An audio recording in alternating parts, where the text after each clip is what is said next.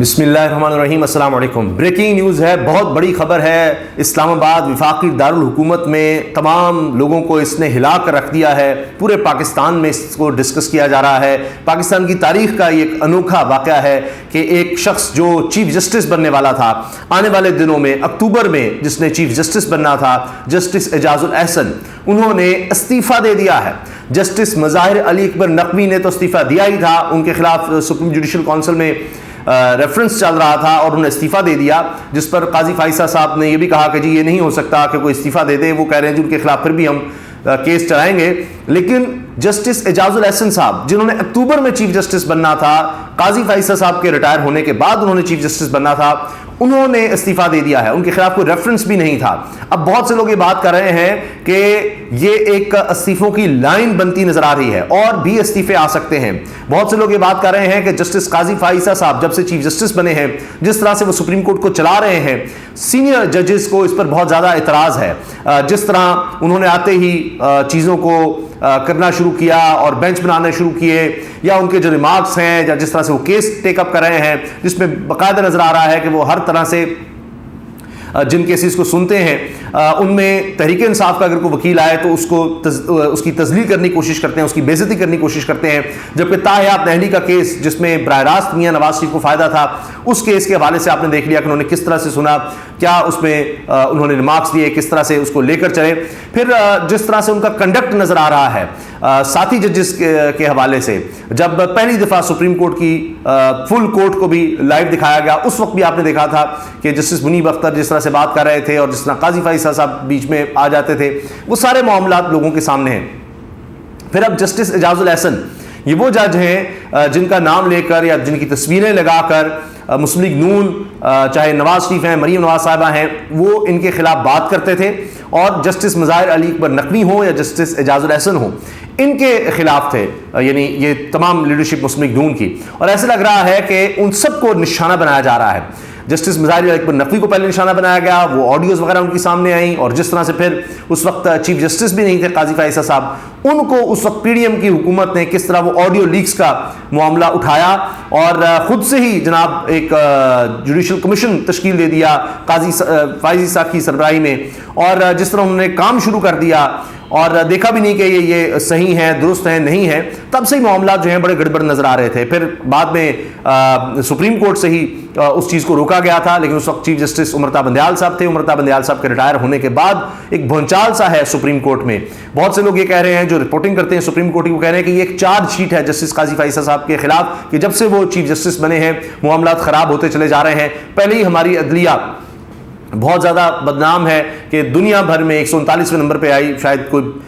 ملک بھی کوئی 200 بھی نہیں تھے، ان میں بھی اتنا نیچے پاکستان کا نمبر آیا، پاکستان کی عدلیہ کا نمبر آیا۔ اور ٹرانسپیرنسی انٹرنیشنل کے مطابق پاکستان کی عدلیہ جو ہے تیسرا کرپٹ ترین ادارہ ہے۔ اب ظاہر ہے کہ جسٹس اعجاز الاحسن جو آنے والے چیف جسٹس تھے، ان کے جانے سے جوڈیشری کو ایک بہت بڑا دھچکا ہے، اور یہ بات بھی کہی جا رہی ہے، حامد میر صاحب بھی کہہ رہے ہیں کہ شاید کچھ ججز کی ایک میٹنگ ہوئی تھی جس میں ریٹائرڈ ججز بھی تھے، اور اس میں یہ بات کی گئی تھی کہ اگر جسٹس مظاہر علی اکبر نقوی استعفیٰ دیتے ہیں تو پھر جسٹس اعجاز الاحسن کو بھی استعفیٰ دینا ہوگا۔ تو یہ چیزیں چل رہی ہیں۔ پھر بہت سی افواہیں ہیں، یہ بھی کہا جا رہا ہے کہ شاید جسٹس اعجاز الاحسن کے خلاف بھی کوئی ریفرنس آنے والا تھا، اور ان کو پتا تھا کہ جو موجودہ چیف جسٹس ہیں قاضی فائزہ صاحب، وہ کسی بھی طرح سے ان سے کوئی رعایت نہیں کریں گے۔ اور ایسے لگ رہا ہے کہ جو بھی ایسا جج تھا جس پر مسلم لیگ نون الزام لگاتی تھی، یا جن ججز نے بھی مسلم لیگ نون کے خلاف فیصلے دیے ہیں، یا میاں نواز شریف صاحب،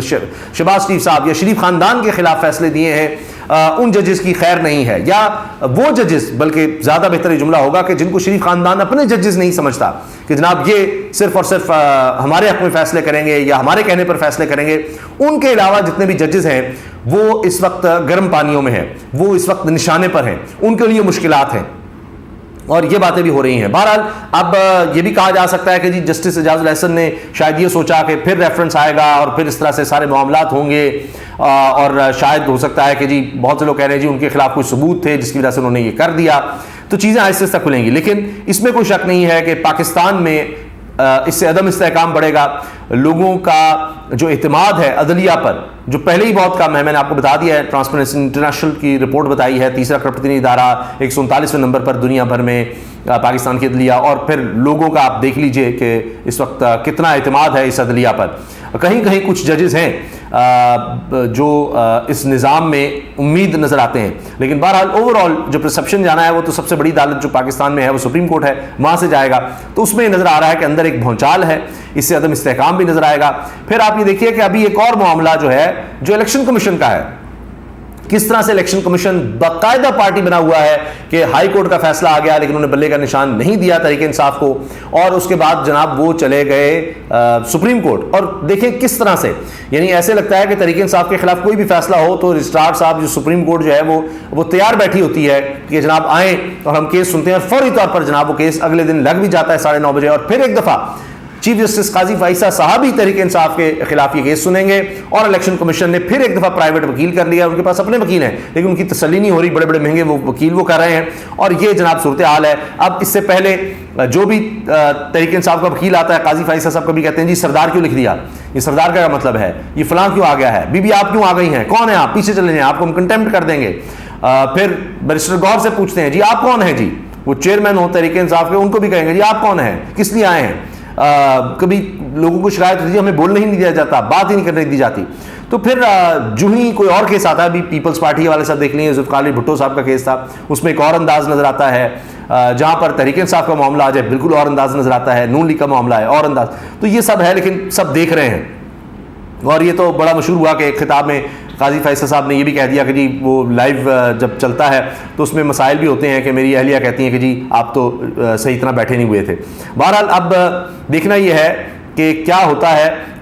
کل کے دن، کیونکہ اب سماعت کل ہے اور قاضی فائصہ صاحب سربراہی کر رہے ہیں، 3 رکنی بینچ ہے، جسٹس محمد علی مظہر ہیں، جسٹس مسرت ہلالی بینچ کا حصہ ہیں۔ کل صبح کیس کی سماعت ہے 9:30 بجے، اور اس سے پہلے یہ جسٹس اعجاز الاحسن صاحب کا استعفیٰ۔ اب جو سینئر موسٹ جج ہوں گے قاضی فائصہ صاحب کے ریٹائرمنٹ کے بعد، وہ ویسے تو ابھی تو سردار طارق کہا جا رہا ہے، لیکن وہ قاضی فائصہ صاحب کے چیف جسٹس ہوتے ہی ریٹائر ہو جائیں گے، تو ان کے بعد منصور علی شاہ صاحب جو ہیں اب کہا جا رہا ہے کہ وہ چیف جسٹس بنیں گے۔ اب دیکھنا یہ ہے کہ کیا آگے کیا ہوتا ہے، کیونکہ یہ ایک بھونچال ہے، اس پر لوگ اپنی رائے دے رہے ہیں۔ چیف جسٹس قاضی فائصہ صاحب کے متسبانہ رویے کے خلاف سپریم کورٹ ججز نے احتجاجاً استعفے دینا شروع کر دیے ہیں۔ جسٹس مظاہر علی اکبر نقوی کے بعد جسٹس اعجاز الاحسن نے استعفیٰ دے دیا، مزید ججز بھی مستعفی ہو سکتے ہیں۔ قاضی فائصہ صاحب پر چارج شیٹس بڑھنے لگی ہیں، فہیم اختر ملک لکھ رہے ہیں۔ لیکن ایک اور چیز کہ اب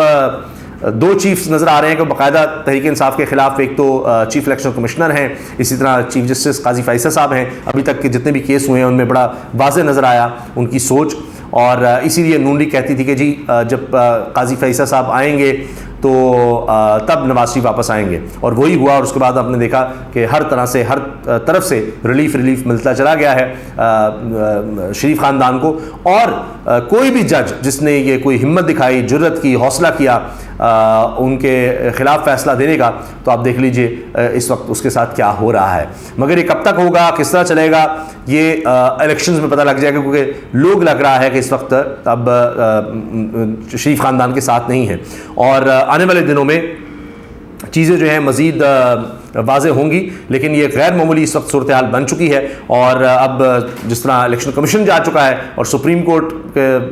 میں قاضی فائصہ صاحب نے سننا ہے، تو اب زیادہ امکان یہی ہے کہ جی بلہ ایک دفعہ پھر چھن جائے گا۔ لیکن تحریک انصاف نے، عمران خان صاحب نے پہلے ہی پلاننگ کی ہوئی ہے، اور یہ کہہ دیا گیا ہے کہ اگر بلہ نہ بھی ہوا تو ان کا جو پلان بی ہے وہ پلان اے سے بھی زیادہ خطرناک ہے۔ اس پر ہو سکا تو ہم اگلی ویڈیوز میں بات کریں گے۔ اللہ حافظ۔